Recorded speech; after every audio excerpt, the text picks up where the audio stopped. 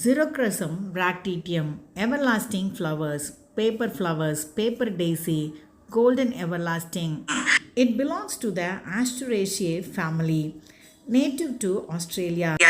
It bears yellow or white flowers. It has papery bracts that resembles petals.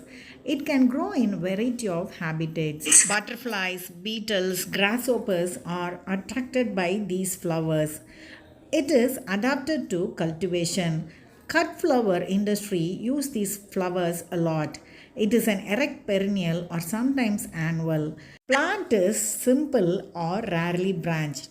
Stems are green with fine hair on it.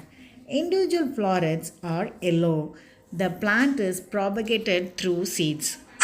I have seen people selling these flowers in bunches in Ooty and Kodaikanal. It is a really lovely flower.